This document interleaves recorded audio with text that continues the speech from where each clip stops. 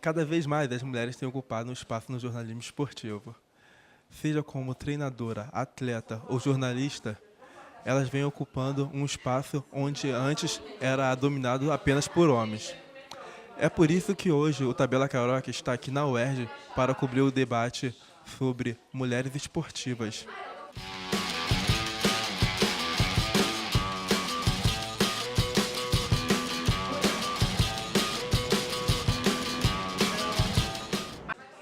Mariana, você travou um paralelo entre o futebol masculino e feminino retratado pela revista Pra Cá. O feminino sendo tratado mais de forma estética, para a beleza do corpo, e o masculino forma de competição. Você acredita que ainda hoje os jornais retratam dessa forma? Eu acredito que sim, depende muito do jornal, na verdade, mas às vezes a gente consegue abrir algumas capas, algumas revistas, alguns jornais e ver que o editorial está muito mais preocupado em saber se as jogadoras pintam ou não o cabelo, se elas fazem a unha, se elas usam maquiagem, ou se elas se arrumam mais para sair, do que fazer uma pergunta sobre quantas horas elas treinam, se elas treinam um passe ou um chute específico.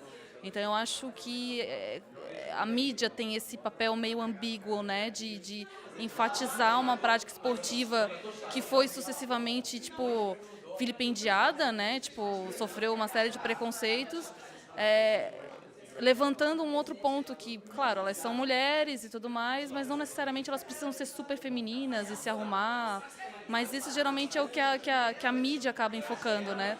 Então, sim, a gente ainda consegue achar algumas reportagens impressas, revistas, jornais e mesmo na internet, tipo, com esse tipo de enfoque, né? Tipo, da feminilidade ao invés da prática.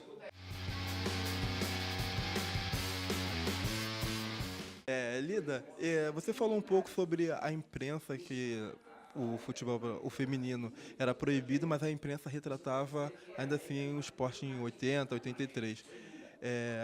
Hoje, você acha que a imprensa dá pouco apoio ao futebol feminino ou não tem tanto assunto para ser divulgado? É difícil saber onde começa e onde termina. Se você pensar a imprensa como uma grande promotora dos esportes, ela não promove o futebol feminino. O futebol feminino some. Então você não sabe se o futebol feminino, em certa medida, tem problemas estruturais porque ele não é promovido pela imprensa. E, por outro lado, também a imprensa não tem o que falar, porque o futebol feminino carece ainda de eventos que possam ser alvo de matérias. Então, é um ciclo vicioso, você não sabe onde exatamente começa. Porque a imprensa, no caso do futebol masculino, ela foi fundamental para promover o futebol masculino e tornar ele icônico. Ela poderia fazer o mesmo com o futebol feminino e ter esse movimento de retroalimentação. Mas não é o que acontece no momento.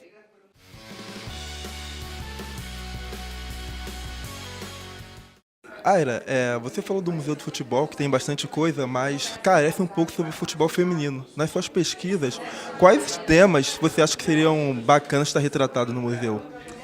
Cara, vou te dizer, acho que tem milhões de temas que um museu poderia acolher, né? E ele já tem feito isso, né?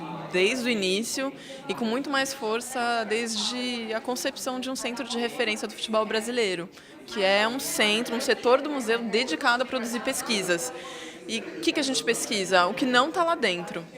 Então, quando a gente vai a campo, no futebol amador, quando a gente visita uma torcida, seja ela organizada ou um coletivo mais politizado, a gente vai produzindo conteúdos. O que é isso? Fotografia, entrevista, vídeo, né, textos onde a gente descreve a experiência com esses lugares. E, de alguma forma, tanto o núcleo que trabalha no museu quanto as próprias exposições, elas vão absorvendo isso. Então, quando a gente consegue inserir o futebol feminino, né, em várias salas diferentes, isso é muito significativo, né? Quando a gente faz um debate sobre Olimpíadas e pensar as seleções olímpicas que representaram um país, seja masculina ou feminina, e pensar que a gente não sabe nada sobre seleção de futebol olímpica, isso também é importante.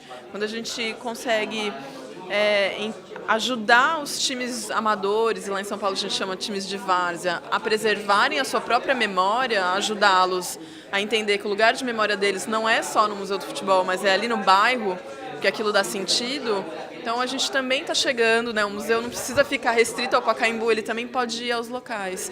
Então, de alguma forma, a gente vai dando sentidos e ajudando as próprias pessoas a preservarem as suas próprias histórias, entendendo que elas contam a história do seu time, da sua torcida, mas contam a sua história dentro do seu bairro, dentro da sua localidade, dentro do seu recorte, dentro da sua luta, e que aquilo é importante, e uma vez que o museu está dando voz para aquilo, ele entende que aquilo é importante também.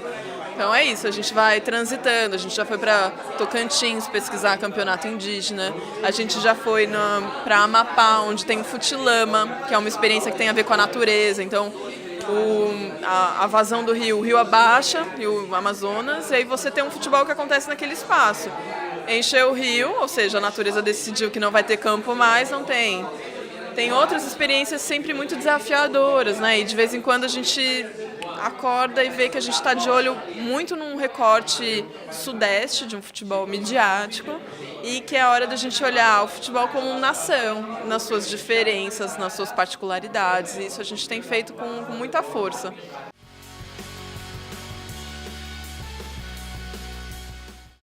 Estamos aqui com o Gustavo. Gustavo, qual dos temas você mais gostou aqui da palestra? Na verdade, um conjunto, né? Parece um absurdo, mas um tema tão importante como o futebol é no Brasil, ainda alija as mulheres desse processo.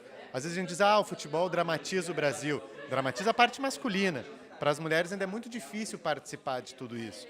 A gente agora estava no off, a gente estava conversando aqui, que ser um torcedor de futebol é algo muito tranquilo. Você pode fazer uma série de bobagens que você está perdoado. Para as mulheres já não é isso, já não é assim que acontece. Elas têm que se justificar por que elas são envolvidas com futebol, qual é o interesse que elas têm.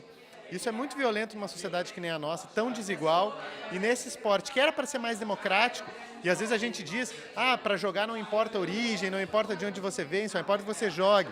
Se você for mulher, já começa a importar bastante e já começa a ser um problema.